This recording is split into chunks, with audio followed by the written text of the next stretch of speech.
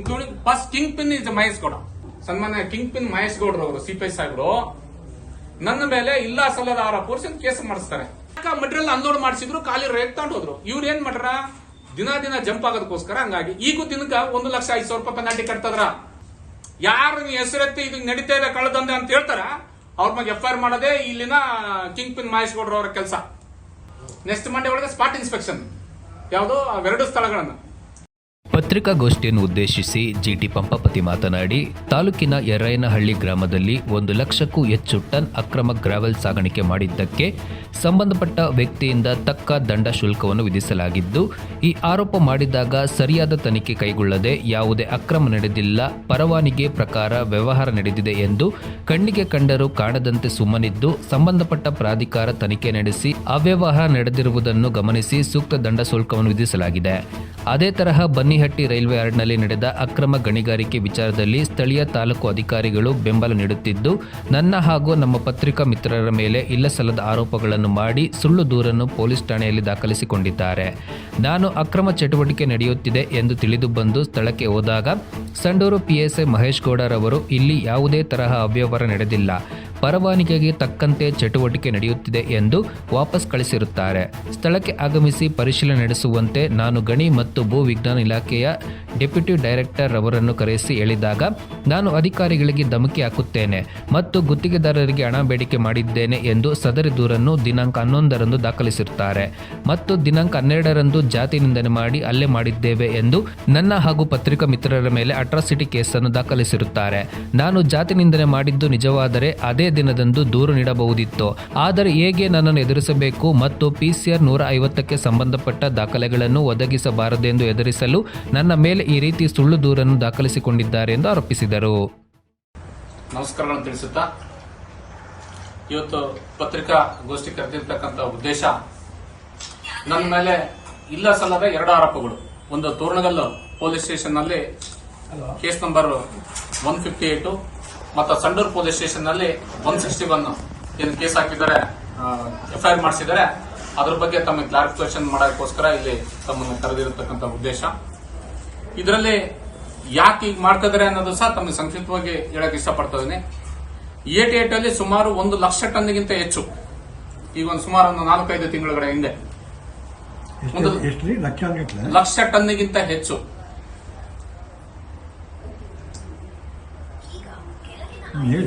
ಗ್ರಾವಲ್ ಅನ್ನು ತಗೊಂಡುಕೊಂಡು ಹೋಗಿರ್ತಾರೆ. ಅದರಲ್ಲಿ king pin main Mahesh Gowda ಮತ್ತು ಇಲ್ಲಿನ ತಾಲೂಕು ಆಡಳಿತ ಇನ್ವಾಲ್ವ್ಮೆಂಟ್, ತಹಸೀಲ್ದಾರರು ಮತ್ತು RIಗಳು, VAಗಳು, ಪೊಲೀಸರು, ಸಬ್ ಇನ್ಸ್ಪೆಕ್ಟರ್ಗಳು, ಸರ್ಕಲ್ ಇನ್ಸ್ಪೆಕ್ಟರ್ಗಳು, including first kingpin is Mahesh Gowda. ಇದು ಆದ ನಂತರ 3-4 ತಿಂಗಳಾದ ನಂತರ ಬನ್ನೆಟ್ಟಿ ರೈಲ್ವೆ ಅಲ್ಲಿ ಸುವರ್ಣ ಸ್ಟೀಲ್ಸ್ ಇಂದ ಸುಮ್ಮನೆ ಏನೋ ಬೇಕು ಬೇಡ 4,000 ಟನ್ಗೆ ಒಂದು ಪರ್ಮಿಟ್, ಬಲ್ಕ್ ಪರ್ಮಿಟ್ ಅನ್ನು ಹಾಕೊಂಡು ಸುಮಾರು 120 ಟ್ರಿಪ್ಗಳು ಮಾತ್ರ ಮೂವ್ಮೆಂಟ್ ಆಗಿರ್ತದೆ ಅಲ್ಲಿಗೆ. ಅದರಲ್ಲಿ ಒಂದು 60-70 ಟ್ರಿಪ್ ರೈಲ್ವೆ ಲೈನಿಗೆ ಅನ್ಲೋಡ್ ಮಾಡಿ ರೇಟ್ ನಂಬರ್ 1 or 2 ಇರಬೇಕದು, ಸ್ವಲ್ಪ ಕನ್ಫ್ಯೂಷನ್ ಇದೆ, ರೆಕಾರ್ಡ್ ಅಲ್ಲಿ ನೋಡಿ ಗೊತ್ತಾಗುತ್ತೆ. ಅದೇ ರೀತಿ ಪಕ್ಕಕ್ಕೆ ಅನ್ಲೋಡ್ ಮಾಡಿರ್ತಾರೆ. 30ನೇ ತಾರೀಕು 3 ಗಂಟೆಯಿಂದ ಸುಮಾರು 12 ವರ್ಷಗಳಿಗಿಂತ ಹಿಂದೆ, ಅಕ್ಟೋಬರ್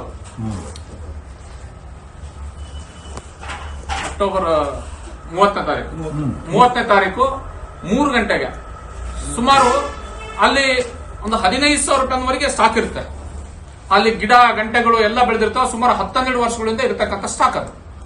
ಆ ರೈಲ್ವೆ ಯಾರ್ಡ್ ಅಲ್ಲಿ ಇವರು ಸುಮಾರು ಒಂದು 3,000 ಟನ್ ಅನ್ನ ಹೈ ಗ್ರೇಡ್ ಮಟೀರಿಯಲ್ 61, 62 ಗ್ರೇಡ್ ಇರತಕ್ಕಂಥದ್ದು, ಸುಮಾರು 6,000 ರೂಪಾಯಿ ವ್ಯಾಲ್ಯೂ ಇರತಕ್ಕಂಥ ಐರನ್ ಓರ್ ಮಟೀರಿಯಲ್ ನ ರೈಲ್ವೆ ರೇಕಿಗೆ ಲೋಡ್ ಮಾಡಿಸ್ತಾರೆ. ರೈಲ್ವೆ ರೇಕಿಗೆ ಲೋಡ್ ಮಾಡಿಸ್ಕೊಳ್ತಾ ಅಲ್ಲಿ ಆ ತೆಗೆದಿರ್ತಕ್ಕಂಥ ಸ್ಥಳದಲ್ಲಿ ಒಂದು 30 ಟ್ರಿಪ್, ಇದಂದ್ರೆ 36 ಗ್ರೇಡ್ ಇಂದು, 32, 36 ಗ್ರೇಡ್ ಅದು ಸ್ಪಾಂಜ್ ಪ್ಲಾಂಟ್ ಇಂದ ಬಂದಿರತಕ್ಕಂಥದ್ದು. ಜನರೇಟೆಡ್ ಫೈನ್ಸ್ ಅಂತಾರನ್ನ, ಅಂದ್ರೆ ಆಲ್ರೆಡಿ ಬರ್ನ್ ಆಗ್ಬಿಟ್ಟಿರ್ತದೆ ಶಿವರು. ಆ ಜನರೇಟೆಡ್ ಫೈನ್ಸ್ ನ ಅಲ್ಲಿ ಒಂದು 30-40 ಟ್ರಿಪ್ ಸುರಿಯಿರ್ತಾರೆ. ಅಲ್ಲಿಂದ ಎಷ್ಟು ಸ್ಕ್ರಿಪ್ಟ್ ತಗೊಂಡು ಹೋಗಿದ್ದಾನೆ? ಅಲ್ಲಿಂದ ಸುಮಾರು 3,000 ಟನ್. ಅಲ್ಲಿ 8,000 ಟನ್ ಸದ್ಯಕ್ಕೆ ಹೋಗಿತ್ತು. ಒಂದು 5,000 ಟನ್ ಯಾವ ರೀತಿ ಟ್ರಕ್ ಮುಖಾಂತರ ಮಾಡಿರೋ ಗೊತ್ತಿಲ್ಲ, ಅದು ಹಿಂದೆ ಹಂಗೆ ಟ್ರಕ್ ಮುಖಾಂತರ ಪಾಸ್ ಆಗಿಬಿಟ್ಟಿದೆ. ಅದೆಲ್ಲ 8,000 ಟನ್. ಈಗ ಇನ್ನೊಂದು 4-5,000 ಟನ್ ಇರ್ಬೋದು ಅಲ್ಲಿ ಇದ್ರೆ. 8,000 ಟನ್ ಹೋಗಿದೆ. 3,000 ಟನ್ ಆ ರೇಖೆಗೆ 5,000 ಟನ್ ಇವರು ಮೋಸ್ಟ್ಲಿ ಲಾರಿ ಮುಖಾಂತರ ಬೈ ರೋಡ್ ಕಳಿಸಿರಬಹುದು. ಇದನ್ನ 30ನೇ ತಾರೀಕು ನನಗೆ 3 ಗಂಟೆಯಿಂದ ಸ್ಟಾರ್ಟ್ ಮಾಡ್ತಾರೆ. ರಾತ್ರಿ 8 ಗಂಟೆಗೆ ನನಗೆ ಕೆಲವು ಹುಡುಗರು ಹಿಂಗೆ ತುಂಬ್ತದ್ರ ಹಿಂಗ ಅಂತ ಹೇಳಿದಾಗ PSI ಅವ್ರಿಗೆ, CPI ಅವ್ರಿಗೆ, SB ಅವ್ರಿಗೆ, IG ಅವ್ರಿಗೆ ಮತ್ತೆ ವಾಟ್ಸ್ಆಪ್ ಮೆಸೇಜ್ ನಾನು ಹಾಕ್ತೀನಿ IG ಮೇಡಮ್ ಅವ್ರಿಗೆ.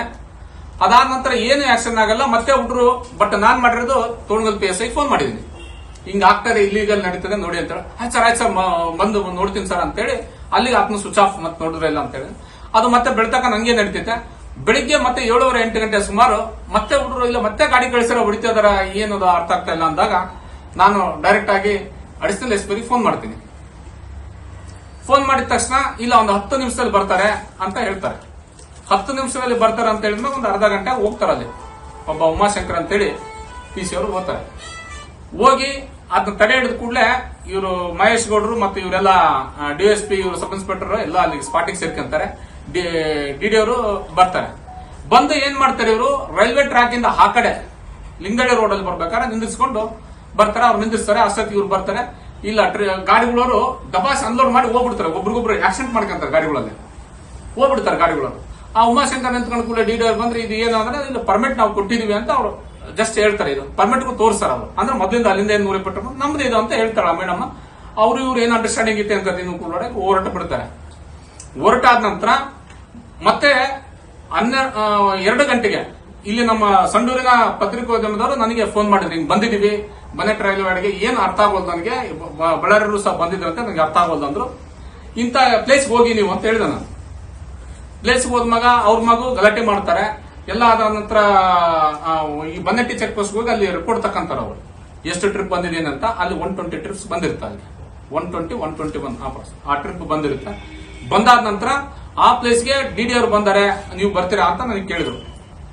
ಯಾರು ನಮ್ಮ ಪತ್ರಿಕಾ ಮಾಧ್ಯಮದವರು ಕೇಳಿದ ಕೂಡ ಬರ್ತೀನಿ ಅಂತೇಳಿ ಆ DD ಅವರ ಹತ್ರ ನಾವು ಹೋದಾಗ ನಾನು ಎಲ್ಲ ವಾಸ್ತವ ಎಕ್ಸ್ಪ್ಲೇನ್ ಮಾಡಿದೆ. ಆ ಮೇಡಮ್ ಇಲ್ಲ ಇದು ಜಿನಾನಿಟಿ, ಇದು ಕಳ್ತನ ಆಗಿದೆ, ಥೆಫ್ಟ್ ಆಗಿದೆ ಅಂತ ಹೇಳಿ ಆ ಮೇಡಮ್ ಅವ್ರು ಹೇಳಿ ಇದು ನಾನು ಪರ್ಮಿಟ್ ಕೊಡಲ್ಲ, ಇದು ನೋಡಿದ್ರೆ ಈಗ ಗೊತ್ತಾಯ್ತು ಅಂತ ಟೇಪ್ ಹಿಡಿದು ಆಯ್ತು ಮಾಡ್ಕೊಂಡು ಏನು ಆಯ್ತು ಏನಾರ ಮಾಡ್ಕೊಳ್ರಿ ಅಂತ ನಾನು ಬಂದ್ಬಿಟ್ಟೆ. ಬಂದಾದ ನಂತರ ಅವರು ಮತ್ತೆ ಬಳ್ಳಾರಿಯವರು ಕೆಲವರು ಏನು ಇನ್ಕ್ಲೂಡ್ ಇದ್ರು ಇಲ್ಲಿ ನಮ್ಮ ಈ ಚೀಲಗಳು, ಮಹೇಶ್ ಗೌಡ್ರ ಚೀಲಗಳು ಮತ್ತು ಅವರು ಇನ್ವಾಲ್ವ್ಮೆಂಟ್ ಇರೋದು ನನಗೆ ಆನಂತರ ಗೊತ್ತಾಗತ್ತೆ ರಾತ್ರಿ. ಯಾರಿಗೆ ಬಳ್ಳಾರಿ ಇನ್ಕ್ಲೂಡ್ ಅದ್ರ ಅಂತೇಳಿ ಅವರು ಬಂದು ಏನೋ ಇದು ಇಲ್ಲ ಹಂಗ ಹಿಂಗ ತಪ್ಪಾಯ್ತು, ನಾವು ಹಾಳಾಗಿ ಹೋಗ್ತೀವಿ, ಕೈಕಾಲು ಇಟ್ಕೊಳಕ್ ಏನೋ ಒಂದು ಮಾಡಕ್ ಹೋದ್ರು. ಆಯ್ತು ಏನಾರ ಮಾಡ್ಕೇರಿ ಏನಾರ ಬಿಡ್ತಾರೆ ಅಂತ ಕಂಪ್ಲೇಂಟ್ ಬಿಟ್ಟಲ್ಲಿ ಇರೋ ವಾಸ್ತವ ಹೇಳಿನಿ. ಅದು ಆಯ್ತು ಅಂತೇಳಿ ಸುಮ್ಮನೆ ಆದ್ವಿ ನಾವು. ಸುಮ್ಮನೆ ಆದ್ಮ್ಯಾಗ ಮತ್ತೆ 3ನೇ ತಾರೀಕು ಪ್ರಜಾವಾಣಿ ಪೇಪರ್ ನಲ್ಲಿ ಬರೆಸ್ತಾರ ನನ್ನ ಹಿಂಗ ರೋಡಿ ಸೀಟ್ ರಫ್ತಾರ್ ಕೇಳಿದ್ರೆ ಅದು ಕೇಳ್ತಾರೆ. ಅದು ಆಯ್ತು ಹೋಗ್ಲಿ ಅಂತ ಸುಮ್ಕಿದ್ದು ಆ ಪ್ರಜಾವಾಣಿ ಪೇಪರ್ ಸೀದಾ ಡೈರೆಕ್ಟ್ ನಾನು ನಿಮ್ಗೂ ಕೇಳಿದೆ ನಂಬರ್, ಅವ್ರ ನಂಬರ್ ಕೊಡಿ ಯಾರು ಇಲ್ಲ ಅಂತ ಹೇಳಿ. ನಾನು ಆಕ್ಚುಲಿ ನೀವೇ ಮಾಡ್ತೀರ ಅನ್ಕೊಂಡು ನಿಮ್ಮನ್ನ ಕೇಳಿದೆ. ಇಲ್ಲ ನಾನು ಮಾಡ್ತಾ ಇಲ್ಲ ನಂಬರ್ ತಗೊಂಡು ಡೈರೆಕ್ಟ್ ಮತ್ತೆ ಅವ್ರಿಗೆ ಫೋನ್ ಮಾಡಿ ಮಾತಾಡಿದೆ. ಇಲ್ಲ ನನಗೆ ಅಲ್ಲಿ ಹೇಳಿದ್ರು ಇಲ್ಲಿ ಹೇಳಿದ್ರು ಅಂತ ಅವ್ರು ಒಂಥರ ತೊದಲು ಧ್ವನಿ ಸ್ಟಾರ್ಟ್ ಆಯ್ತು. ಅದಾದ ನಂತರ ಮತ್ತೆ ಅವ್ರು ಕೇಳಿದ್ಮಾಗ ಇಲ್ಲ ರೇಕ್ ಹೋಗ್ಬಿಟ್ಟಿದೆ ಅಂತ. ರೇಕ್ ಎಲ್ಲೋಗಿದಪ್ಪ, ಈಗ ಟೋಟಲ್ ಅವತ್ತಿಗೆ 5 ದಿವಸ ಆಗಿತ್ತು, 5 ದಿನ ಆಯ್ತು ರೇಕ್ ನಿಂತ್ಕೊಂಡು. ಅದು 11ನೇ ತಾರೀಕುವರೆಗೆ ರೇಕ್ ಹಂಗೆ ಇದೆ. 11ನೇ ತಾರೀಕುವರೆಗೆ ರೇಕ್ ಹಂಗೆ ಇದೆ. ಅದಕ್ಕೆ ಸುಮಾರು 1 ಕೋಟಿ ರೂಪಾಯಿ ಪೆನಾಲ್ಟಿ ಬಿದ್ದಿರ್ಬೋದು. ಅದಕ್ಕೆ ಒಂದು 12ನೇ ತಾರೀಕು ಒಂದು FIR ಮಾಡ್ತಾರೆ ನನ್ನ ಮೇಲೆ. ಏನಂತ ಆ DD ಬಂದು ಎದುರಿಸ್ಬಿಟ್ಟ, ಲೋಕಾಯುಕ್ತರಿಗೆ ಕೊಡ್ತೀನಿ ಅದಕ್ಕೆ ಕೊಡ್ತೀನಿ ಅಂತೇಳಿ ಎದುರಿಸ್ಬಿಟ್ಟ, ಇರೋದನ್ನೆಲ್ಲ ಇಲ್ಲಿಗಲ್ ಮಾಡ್ದ, ನಮ್ಗೆ ದುಡ್ಡು ಡಿಮ್ಯಾಂಡ್ ಮಾಡ್ದ, ಅದು ಮಾಡ್ದ ಇದು ಮಾಡ್ದ ಅಂತೇಳಿ ಅವರು ಒಂದು ಪ್ರೆಸ್ ಮೀಟ್ ಮಾಡಿ ನನಗೆ ಒಂದು FIR ಹಾಕಿದ್ರು. ಚಂದ್ರು ಅನ್ನೋರು 12ನೇ ತಾರೀಕು. 11ನೇ ತಾರೀಕು ರೇಕ್ ಆಗಿದೆ. ರೇಕ್ ಅಲ್ಲಿಗೆ ಅದೇನ್ ಮಾಡ್ತಾರೆ, ಆ ರೇಕ್ ನ ಬೇರೆ ರೈಲ್ವೆ ಟ್ರ್ಯಾಕ್ ತಗೊಂಡೋಗಿ ಪಕ್ಕ ಟ್ರ್ಯಾಕಿಗೆ ಅನ್ಲೋಡ್ ಮಾಡ್ತಾರೆ. ಬೇರೆ ಟ್ರ್ಯಾಕಿಗೆ ತಗೊಂಡೋಗಿ ಅನ್ಲೋಡ್ ಮಾಡ್ತಾರೆ. ಅನ್ಲೋಡ್ ಮಾಡಿ ರೇಕ್ ಅಷ್ಟೇ ಎಂಟಿ ಹೋಗ್ತದ. ಅದರಲ್ಲಿ ಹೈಗ್ರೇಡ್ ಇರೋದನ್ನೆಲ್ಲ ನೆಲಕ್ಕೆ ತಿಕ್ತಾರೆ, ಅದನ್ನ ರೋಡಿಗೆ ಹಾಕಿ. ಅದಕ್ಕೆ ಅದು ಇಲ್ಲೇ ಅಲ್ಲೇ ಇರುತ್ತೆ, ಏನು ಮಾಡಕ್ಕಾಗಲ್ಲ. ಅದು ಒಟ್ಟು ಅದಷ್ಟು ಬಾಕ್ಸ್ ಇನ್ನು ಕೇವಲ 4 ಬಾಕ್ಸ್ ಲೋಡ್ ಆಗ್ಬೇಕಾಗಿತ್ತು ಇನ್ನು ಅವತ್ತು ನೋಡಿ. ಆ ಸ್ಪಾಟ್ ಅಲ್ಲಿ ನನ್ನ ಆರೋಪ ಮಾಡಿದಾಗ DD ಮತ್ತು PSI ಇದ್ರು, DD ಡೆಪ್ಟಿ ಡೈರೆಕ್ಟರ್ ಮತ್ತು PSI ಇದ್ರು. ನಾನು ಹೋದಾಗ ಆ ಸ್ಪಾಟ್ಗೆ ಅವರೇ ಮೊದಲು DD ಮತ್ತು PSI ಮತ್ತು ಮಾಧ್ಯಮದವರು. ಆ ನಂತರ ನಾನು ಹೋಗಿ ಎಕ್ಸ್ಪ್ಲೇನ್ ಮಾಡಿದೆ. ಆ ಮೇಡಮ್ ಅವ್ರಿಗೆ ಎಕ್ಸ್ಪ್ಲೇನ್ ಮಾಡಿದ್ಮಾಗ ಅವ್ರು ಅರ್ಥ ಆಯ್ತಿದ್ದು ಕರೆಕ್ಟ್ ಥೆಫ್ಟ್ ಆಗಿದೆ, ಕಳ್ತನ ಆಗಿದೆ ಅಂತ. ಮೇಡಮ್ ಅವ್ರಿಗೆ ಪಾಪ ಹೆಣ್ಮಗಳಿಗೆ ಗೊತ್ತಾಗಿಲ್ಲ, ಆ ಕಡೆ ಯಾರ್ಡಿಂದ ಆ ಕಡೆ ಹೋಗ್ಬೇಕು, ಆ ಕಡೆ ಇದು ಬಂದಿದೆ ಮಟೀರಿಯಲ್ ಅಂತ. ಪಾಪ ರೈಲ್ವೆ ಯಾರ್ಡ್ ನೋಡ್ತಿದ್ಲು ಹೋಗ್ತಿದ್ಲು. ಪೂರ್ತಿ ಎಕ್ಸ್ಪ್ಲೇನ್ ಮಾಡಿದ್ಮಾಗ ಅರ್ಥ ಆದ್ಮ್ಯಾಗ ಅದ್ರದ್ದೆಲ್ಲ ಇದಾಯ್ತು. ಅದಕ್ಕೆ ಇವರು ಸನ್ಮಾನ್ಯ ಕಿಂಗ್ ಪಿನ್ ಮಹೇಶ್ ಗೌಡ್ರು ಅವರು CPI ಸಾಹೇಬ್ರು ನನ್ನ ಮೇಲೆ ಇಲ್ಲ ಸಲ್ಲದ ಆರೋಪ ಕೇಸ್ ಮಾಡಿಸ್ತಾರೆ. ಅವ್ರಿಗೆ ಇದು ನಿಜ ಅನ್ನೋದಾಗಿದ್ರೆ ಅದ್ರಿಗೇನ್ ಕಂಪ್ಲೇಂಟ್ ನ ಬರೀತಾರೆ, ಚಂದ್ರ ಅವ್ರಿಗೆ ಕೂಟ ಇನ್ನು ಬರೆಸ್ತಾರೆ, ಕೃಪಾಕೋಶಿತವಾಗಿ ಬರೆಸ್ತಾರೆ. ಅವರು ನನ್ನ ಮಗ ಅವತ್ತೇ ಈಗ ಒಂದು FIR ಮಾಡಬಹುದಾಯ್ತು, 1ನೇ ತಾರೀಕೆ FIR ಮಾಡಬಹುದಾಯ್ತು.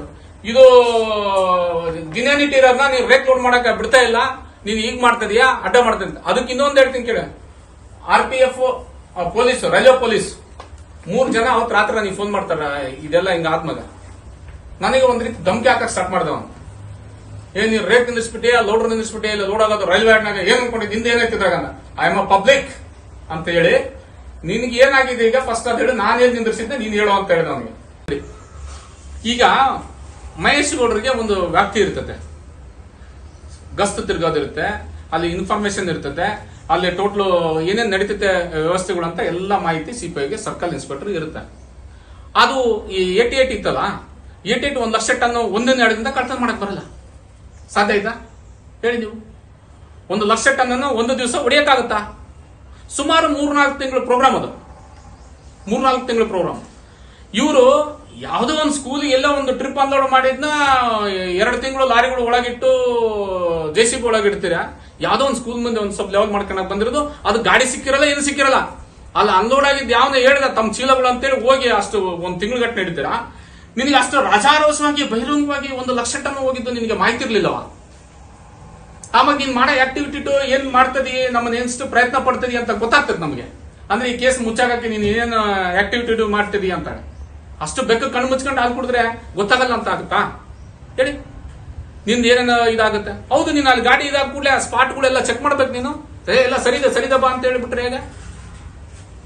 ನೀನು ಭಾಗಸ್ಥದ್ರಾಗ, ನೀನು ಭಾಗಸ್ಥ 150 ಇದ್ರಾಗೂ ಭಾಗಸ್ಥ, 88ನಾಗೂ ಭಾಗಸ್ಥ. ನೀವು ಈಗ ನಾನು ಕೇಳ್ತೀನಿ, 8,000 ಟನ್ ಹಾಕಿದ್ರು, ಅದು ಸರಿಲ್ಲ ಅಂತ ಹೇಳಿ ಕೊಟ್ಟ ಮೇಲೆ 88 ಈಗ 11,000 ಟನ್ಗೆ ಹಾಕ್ಯಾರ. ಒಂದು ಸಿಂಪಲ್ ಲೆಕ್ಕಾಚಾರ ನೀವು ಮಾಧ್ಯಮದವರು ಸ್ವಲ್ಪ ಅಂತ ಒಂದು ಕೆದಕಿ ಒಂದ್ ಸ್ವಲ್ಪ, ಯಾಕಂದ್ರೆ ದೇಶದ ಸಂಪತ್ತಿಗೆ ರಾಜ್ಯದ ಬೊಕ್ಕಸಕ್ಕೆ ಬರ್ತಕ್ಕಂಥ ದುಡ್ಡು 1 ಎಕರೆ 47 ಸೆಂಟ್ಸ್ ಎನ್ಕ್ರೋಚ್ಮೆಂಟ್ ಅಂದ್ರೆ ತೆಗೆದಿದ್ದಾರೆ ಅಕ್ರಮವಾಗಿ ಅಂತ ಒಂದು ಇದಿದೆ. ಯಾವುದು ತಾಲೂಕು ಸರ್ವೆ ಕೊಟ್ರ. ಹೈಟ್ ಹೆಂಗ್ ಕ್ಯಾಲ್ಕುಲೇಷನ್ ಮಾಡಬೇಕು ಹೇಳಿ ನೋಡೋಣ. ನಮ್ ದೇಶ ಇವತ್ತೇನು ಮೋದಿ ಕೈಯಾಗಿ ಬಂದಾಗ್ಲಿಂದ ಅಪ್ಡೇಟ್ ಆಗಿದೆ, ದೇಶ ಅಪ್ಡೇಟ್ ಆಗಿದೆ. ಸಮುದ್ರದಿಂದ ಆ ಹೈಟು ಎಷ್ಟಿತ್ತು, ಇಲ್ಲಿ ಕೆಳ ಬಾಟಮ್ ಎಷ್ಟೈತಿ ಈಗ ಪ್ರೆಸೆಂಟ್ ಅಂತ ನೋಡಿದ್ರೆ ಆಟೋಮೆಟಿಕ್ ಸಿಗ್ತದೆ. ಇವತ್ತು ಅಷ್ಟು ಅಪ್ಡೇಟ್ ಸಾಫ್ಟ್ವೇರ್ಗಳು ಇದಾವೆ. ಅದನ್ನ ಮಾಡಿದ್ರೆ ನೀವು ಗೊತ್ತಾಗ್ತಿತ್ತು. ಸುಮಾರು 12 ಮೀಟರ್ ಹೈಟ್ ಅಲ್ಲಿ ನೀವು ತಕ್ಕಂತ ಹೋಗಿರಿ, ಅಪ್ರಾಕ್ಸ್ 12 ಮೀಟರ್ನ ನೀವು ಒಂದ್ ಲೆವೆಲ್ ಹೋಗಿ ಒಂದು ಡೌನ್ ಆಗಿತ್ತು ಏನೇ ಅಂತ ಬಂದ್ರು 8 ಮೀಟರ್ ತಾಂಡ್ರು ಒಂದು ಅಪ್ರಾಕ್ಸ್ ಹೇಳಕತ್ತೇನೆ ಎಕ್ಸಾಂಪಲ್, 1 ಎಕರೆ 47 ಸೆಂಟ್ಸ್ಗೆ 6,000 ಚದರ ಸ್ಕ್ವೇರ್ ಮೀಟರ್ ಆಗ್ತದೆ. ನೀನು ಅದನ್ನ 8 ಇದಾಕಿದ್ರೆ 48,000 ಚದರ ಮೀಟರ್ ಆಗ್ತದೆ. ಹೈಟ್ 8 ತಗೊಂಡ್ರೆ 48,000 ಚದರ ಮೀಟರ್ನ ನೀನು ಹೋಗಿ 1 ಟನ್ಗೆ ಅಪ್ರಾಕ್ಸ್ ನೀವು ಗೂಗಲ್ ಚೆಕ್ ಮಾಡಿ ಗ್ರಾವಲ್ ಎಷ್ಟು ಬರುತ್ತೆ 1 ಚದರ ಮೀಟರ್ಗೆ ಅಂತ ಚೆಕ್ ಮಾಡಿದ್ರೆ, ಚದರ ಕ್ಯೂಬ್ ಮೀಟರ್ಗೆ ಎಷ್ಟು ಬರುತ್ತೆ ಅಂತ ಚೆಕ್ ಮಾಡಿದ್ರೆ 1.5 ಟನ್ಸ್ ಇಂದ 1.8 ಟನ್ಸ್ ಅಂತ ಹೇಳುತ್ತೆ. ಅಂದ್ರೆ 1.5ರಿಂದ 1500 ಕೆಜಿ 15,000 ಸಾರಿ 1 ಟನ್ 500 ಕೆಜಿ ಇಂದ 1 ಟನ್ 800 ಕೆಜಿ ವರೆಗೆ ಬರುತ್ತೆ ಅಂತೇಳಿ ಅದು ಹೇಳ್ತದೆ. ಅಂದ್ರೆ 1.5 ಟನ್ ಇಂದ 1.8 ಟನ್ ವರೆಗೆ ಬರ್ತದೆ ಅಂತ. ನೀವು ಅಪ್ರಾಸ್ 1.5 ಟನ್ಗೆ ಹಾಕಿದ್ರು 48,000 ಟನ್ಗೆ 48,000 ಕ್ಯೂಬ್ ಮೀಟರ್ಗೆ 48,000 ಕ್ಯೂಬ್ ಮೀಟರ್ಗೆ ಎಷ್ಟು ಆಗ್ತದೆ? ಕ್ವಾಂಟಿಟಿನ ಕಡಿಮೆ ತೋರಿಸಿದ್ದಾರೆ ಅಂತ ಹೇಳ್ತಾರೆ. ಕಡಿಮೆ 11,000 ಟನ್ ತೋರಿಸಿದ್ರೆ ಸುಮಾರು 1 ಲಕ್ಷ ಟನ್ ಆಗ್ತದೆ ಅದು. ಅಂದ್ರೆ ಜನರು ಸುಂಡ್ರು ಜನತೆ ಎಲ್ಲ ಮುಗ್ಧರಾದ್ರೆ ಎಲ್ಲ ಹಿಟ್ಲರ್ ಸಂಸ್ಕೃತಿ ಬ್ರಿಟಿಷ್ ಆಡಳಿತ ಮಾಡೋಣ ಅಂತಂದೇಳಿ ಈ ಮಹೇಶ್ ಗೌಡ್ರು ಎಲ್ಲಾ ದರ್ಬಾರದ ಮೇಲೆ ಆಫೀಸರ್ಸ್ ಮುಚ್ಚಾಕತ್ತಾರ. ಇದ್ರ ತಹಸೀಲ್ದಾರ್ ಯಾಕೆ ಸುಮ್ಕಿದ್ದಾರೆ? ಅಲ್ಲಿರ್ತಕ್ಕಂಥ ವಿಎ ಗೊತ್ತಿದ್ದಿಲ್ಲ, PC ಗೊತ್ತಿದ್ದಿಲ್ಲ, ಅಲ್ಲಿ ಪೊಲೀಸ್ಗೆ ಸಬ್ ಇನ್ಸ್ಪೆಕ್ಟರ್ ಗೊತ್ತಿದ್ದಿಲ್ವಾ? ಇವೆಲ್ಲ ನಿನಗೆ ಗೊತ್ತಿರೋದೇ ನೀನೇ ಕಿಂಗ್ ಪಿನ್ ಬಂದ್ ಅದನ್ನೆಲ್ಲ ಮುಚ್ಚಾಕ್ತಿರೋದು ಅಂತ ನನ್ನ ವಾದ. ಒಂದ್ ಕಡೆಗೆ ಇದೇ ಪ್ರಕರಣದಲ್ಲಿ ಈಗ ಮಾಧ್ಯಮದವರು ಅಂತ ವರ್ಡ್ ಬಳಸ್ತಾ ಇದ್ದಾರೆ. ಮಾಧ್ಯಮದವರು ಕೂಡ ಅಟ್ರಾಸಿಟಿ ಕೇಸ್ ಹಾಕ್ತಾರೆ. ಸೊ ಇವರು ಹೇಮರಾಜಪ್ಪ ಅಟ್ರಾಸಿಟಿ ಕೇಸ್ ಹಾಕ್ತಾರೆ. ಸೊ ಅವ್ರ ಕೇಸು ಇವ್ರ ಕೇಸ್ ಹಾಕ್ಬೇಕಾದ್ರೆ 2 ಕೊಟ್ಟರು ತಗೊಳ್ತೀವಿ ನಾವು. 2 ಕೊಟ್ಟರು ತಗೊಂತಿ. ಇದು ಒಂದು ದಿನನಿತ್ಯ ನೀವು ಮಾಧ್ಯಮದವರು ಅವ್ರ ವಾರ ನಡೀತೈತೆ ಕರೆಕ್ಟು. ನಂದು ಕೊಡ್ಬೇಕಾದ್ರೂ ವಾಸ್ತವ ಏನಿತ್ತು ಅಂತೇಳಿ ಅಟ್ಲೀಸ್ಟ್ ಒಂದು ಕೇಳ್ಬೇಕಲ್ಲ. ಇದು ಆಮೇಲೆ ಇಷ್ಟು ದಿನ ಡಿಲೇ ಆಗ್ತದೆ. ಈಗ ನಾನು ನೀನು ಇಲ್ಲಿ ಗುದ್ದಾಡಿದ್ದು ಹೋಗಿ ಇಮ್ಡೆಟ್ ಕೊಟ್ರೆ ತಾಂಡ್ಬಿಡ್ಲಿ ಬರ್ಕೊಂಡ್ಬಿಡ್ಲಿ. ನೀನ್ ಡೇಸು 12 ಕೊಟ್ಟಿಯಪ್ಪ, 12ಕ್ಕೆ 1ನೇ ತಾರೀಕು ನಡೆದತ್ತ ಅಂತೇಳಿ 31/1ಕ್ಕೆ ನಡೆದತ್ತ ಅಂತೇಳಿ ಕೊಟ್ಟಿ ಮತ್ತೆ ಈಗ ಬಂದಿ ನೀನು ಮತ್ತೆ ಅದೇ ಸಾಚಾರ ಸೇರಿಸ್ಕೊಂಡು ಮತ್ತೆ ಗ್ರೂಪ್ ಮಾಡ್ಕೊಂಡು ಬಂದಿಯಾ 11ನೇ ತಾರೀಕು ನಡೆದತ್ತ ಅಂತೇಳಿ ಮತ್ತೆ ಈಗ ಕೊಡಕ್ ಬಂದಿಯಾ ಅಂತೇಳಿ ಮಾಡ್ಬೇಕಾಯ್ತಲ್ಲ. ಅದ್ರಲ್ಲಿ ಮೆನ್ಷನ್ ಮಾಡ್ತಾರೆ ನಾವೆಲ್ಲ ಚರ್ಚೆ ಮಾಡಿದ್ವಿ ಅಂತ. ಚರ್ಚೆ ಮಾಡಿದ್ರೆ ನೀನು ಯಾಕೆ 12ನೇ ತಾರೀಕು ಒಂದು ಕಂಪ್ಲೇಂಟ್ ಮಾಡ್ತದಿಯಲ್ಲ ನನ್ನ ಮೇಲೆ, ನನ್ನ ಮೇಲೆ ಮಾಡ್ತದಿಯಲ್ಲ. ನಾನು ಅದಕ್ಕೆ ಹೇಳಿದೆ, ಈ ತೋರಣದಲ್ಲಿ DSP ಅಂಡರ್ ನಲ್ಲಿ ಬರ್ತಕ್ಕಂತ ಸರ್ಕಲ್ ಇನ್ಸ್ಪೆಕ್ಟರ್, DSP, PSIಗಳು ಇವರು ಇದಕ್ಕೆಲ್ಲ ಭಾಗಿಯಾಗಿರೋದ್ರಿಂದ ಈ ತನಿಖೆನ ಇವ್ರು ಮಾಡಬಾರ್ದು ಅಂತೇಳಿ ನಾನು SP ಗೆ ಬೇಸ್ ನೇರವಾಗಿ ಕೊಟ್ಟು ಬಂದೆ. ನೀವು ನನ್ನ ತನಿಖೆನೇ ಮಾಡಬಾರ್ದು ಈ ವಿಚಾರದಲ್ಲಿ, ಬೇರೆ ಏಜೆನ್ಸಿ ಬೇರೆ ನಿಮ್ಮ ಯಾರಿಗಾದ್ರೂ ಕೊಡಿ, ಯಾವ ಅಧಿಕಾರಿಗಾದ್ರೂ ಕೊಡಿ, ಈ ವ್ಯಾಪ್ತಿಯಾಗಿರೋರಿಗೆ ಕೊಡಬಾರ್ದು ಅಂತ ನಾನೇ ನೇರವಾಗಿ SP ಗೆ ಕಂಡು ಕೊಟ್ಟು ಬಂದೆ. ಯಾಕಂದ್ರೆ ನೀವೆಲ್ಲರೂ ಅದ್ರಾಗ ಭಾಗಸ್ಥರಿದ್ರಿ ಅಂತ, ಭಾಗಸ್ಥರಿರೋದಕ್ಕೋಸ್ಕರ ನಮ್ಮನ್ನ ಈ ರೀತಿ ಆಟ ಮಾಡ್ತಾರೆ. ಒಂದು ಪೊಲೀಸ್ ಗಿರಿಗೆ ಒಂದು ವ್ಯವಸ್ಥೆನ ಕರೆಕ್ಟ್ ಆಗಿ ನ್ಯಾಯಸಮ್ಮತವಾಗಿ ನಡೆದ್ರೆ ಅದು ಕರೆಕ್ಟ್ ಆಗಿರ್ತದೆ ಎಲ್ಲರಿಗೂ ಗೌರವ ಅಂತ ನನ್ನ ವಾದ. 100% ಮಾಡ್ತೀವಿ. ಇದನ್ನೆಲ್ಲ ಈ ಸ್ಪಾಟ್ ಇನ್ಸ್ಪೆಕ್ಷನ್ ನಮ್ಮ ಪಾರ್ಟಿ ವತಿಯಿಂದ ಸೋಮವಾರದೊಳಗೆ ಅಥವಾ ಒಂದೆರಡು ಹೆಚ್ಚು ಕಡಿಮೆ 2 ಸ್ಪಾಟ್ ವಿಸಿಟ್ ಪಾರ್ಟಿ ವತಿಯಿಂದ ಆಗುತ್ತೆ. ನಮ್ಮ ರಾಜ್ಯ ನಾಯಕರು ಮತ್ತು ಜಿಲ್ಲಾ ನಾಯಕರು ಎಲ್ಲರೂ ನಾವು ಸೇರ್ಕೊಂಡು ಸ್ಪಾಟ್ ಇನ್ಸ್ಪೆಕ್ಷನ್ ಮಾಡ್ತೀವಿ. ಇವನ್ ಜಾರದಡ್ಡಿ ಸಾಹೇಬ್ರ ಆಗಿರ್ಬೋದು, ಶ್ರೀರಾಮುಲು ಸರ್ ಆಗಿರ್ಬೋದು, ನಮ್ಮ ಜಿಲ್ಲಾ ಅಧ್ಯಕ್ಷರು ಬಂಗಾರ ಹನುಮಂತರು ಮತ್ತು ನಾವು ಇನ್ನೂ ಹಲವು ಮುಖಂಡರೆಲ್ಲ ಸೇರ್ಕೊಂಡು MLC ಸತೀಶ್ ಸರ್ ಅವರು ಎಲ್ಲರೂ ಹೋಗಿ ಸ್ಪಾಟ್ ಇನ್ಸ್ಪೆಕ್ಷನ್ ಮಾಡಿ ಒಂದು ಇದಕ್ಕೆ ಕಟ್ಟುನಿಟ್ಟಿನ ಕ್ರಮ ತಗೊಳ್ಳಿಲ್ಲ ಈ ಸರ್ಕಾರ ಅಂದ್ರೆ ನಾವು ಪ್ರೊಟೆಸ್ಟ್ ಮಾಡಕ್ ರೆಡಿ ಇದೀವಿ, ಮಾಡ್ತೀವಿ. ನೆಕ್ಸ್ಟ್ ಮಂಡೇ ಒಳಗೆ ಸ್ಪಾಟ್ ಇನ್ಸ್ಪೆಕ್ಷನ್ ಯಾವುದು ಎರಡು ಸ್ಥಳಗಳನ್ನ ಈಗ ಬಿತ್ತರಿಸ್ಬೇಕು. ಯಾಕಂದ್ರೆ ನೀವು ನೋಡಿಲ್ಲ, ನೀವು ಹೋಗಿಲ್ಲ, ಅದಕ್ಕೆ ನಿಮ್ಮನ್ನ ಕರ್ಕೊಂಡು ಹೋಗ್ಬೇಕಂತ ಈ ಸರಿ. ಅದೇ ರೀತಿ ಬನ್ನಿಹಟ್ಟಿ ರೈಲ್ವೆ ಯಾರ್ಡ್ನಲ್ಲಿ ದಿನಾಂಕ 30ರಂದು ನಡೆದ ಅವ್ಯವಹಾರದ ಬಗ್ಗೆ ತನಿಖೆ ನಡೆಸಲು ರೈಲ್ವೆ ಟ್ರಕ್ ಅನ್ನು ಘಟನೆಯಾದ ಸ್ಥಳದಲ್ಲಿ ನಿಲ್ಲಿಸಲಾಗಿದ್ದು, ಅಲ್ಲಿ ಈ ಹಿಂದೆ ಸುಮಾರು 15,000 ಟನ್ನಷ್ಟು 61ರಿಂದ 62 ಗ್ರೇಡ್ ಮೆಟೀರಿಯಲ್ ಸೀಸ್ ಮಾಡಲಾಗಿದ್ದು, ಆ ರಾಶಿಯಲ್ಲಿ ಸುಮಾರು 8,000 ಟನ್ನಷ್ಟು ಅದಿರನ್ನು ಈ ಗುತ್ತಿಗೆದಾರರು ರವಾನೆ ಮಾಡಿರುತ್ತಾರೆ ಮತ್ತು ಪರವಾನಗಿ ಪಡೆದು ಸುಹಾನ್ ಸ್ಟೀಲ್ನಿಂದ ಪಡೆದ ಮೆಟೀರಿಯಲ್ನನ್ನು 120 ಟ್ರಿಪ್ಗಳಲ್ಲಿ ಸುಮಾರು 60 ಟ್ರಿಪ್ನಷ್ಟು ಮೆಟೀರಿಯಲ್ನನ್ನು ರೈಲ್ವೆ ಟ್ರ್ಯಾಕ್ ಪಕ್ಕದಲ್ಲಿ ಡಂಪ್ ಮಾಡಿದ್ದಾರೆ. ಅದೇ ರೀತಿ ಈ ಹಿಂದೆ ಸೀಸ್ ಮಾಡಿದ ಅದಿರಿನ ಪ್ರಮಾಣ ಮತ್ತು ಆ ಸ್ಥಳದ GPS ನಕ್ಷೆಯನ್ನು ಗಮನಿಸಿದರೆ ಮತ್ತು ಆ ಸ್ಥಳದಿಂದ ಅದಿರು ಲಾರಿಗಳು ಎಲ್ಲಿಂದ ಎಲ್ಲಿಯವರೆಗೂ ಸಾಗಿವೆ ಎಂದು GPS ಟ್ರ್ಯಾಕ್ ಮೂಲಕ ಪರಿಶೀಲಿಸಿದರೆ ಸತ್ಯ ಹೊರಬೀಳುತ್ತದೆ. ಸ್ಥಳೀಯ ಆಡಳಿತವು ಇದಕ್ಕೆಲ್ಲ ಸಹಕಾರ ನೀಡುತ್ತಿದ್ದು, ಇದಕ್ಕೆ ಮೇನ್ ಕಿಂಗ್ ಪಿನ್ ಆಗಿ CPA ಮಹೇಶ್ ಕೂಡ ಕೆಲಸ ಮಾಡುತ್ತಿದ್ದು, ಇವರು ಸರ್ಕಾರ ವಹಿಸಿದ ಗಸ್ತು ಕೆಲಸವನ್ನು ಬಿಟ್ಟು ಈ ರೀತಿ ಅಕ್ರಮ ದಂಧೆಯಲ್ಲಿ ಪಾಲ್ಗೊಳ್ಳುತ್ತಿದ್ದಾರೆ ಎಂದು ಆರೋಪಿಸಿದರು. ಈ ಸಂದರ್ಭದಲ್ಲಿ ಮುಖಂಡರಾದ Kennureshwara, Upparahalli, Daroji Ramesh, K Harish, RT Raghu, Anandappa, Sharanagouda, BMT Manju, Ravikant Bhosle, Ramesh ಇತರರು ಉಪಸ್ಥಿತರಿದ್ದರು. ವರದಿಗಾರರು ರಾಜಪಾಳ್ಯಗರ್, A to Z TV, Sandur taluk. ಇನ್ನು ನೀವು A to Z ಚಾನಲ್ಗೆ ಸಬ್ಸ್ಕ್ರೈಬ್ ಆಗದೇ ಇದ್ದರೆ ಈ ಕೂಡಲೇ ಸಬ್ಸ್ಕ್ರೈಬ್ ಬಟನ್ ಅನ್ನು ಕ್ಲಿಕ್ ಮಾಡಿ ಹಾಗೂ ದಿನನಿತ್ಯ ಅಪ್ಡೇಟ್ಗಳಿಗಾಗಿ ಬೆಲ್ ಐಕಾನ್ ಅನ್ನು ಪ್ರೆಸ್ ಮಾಡಿ.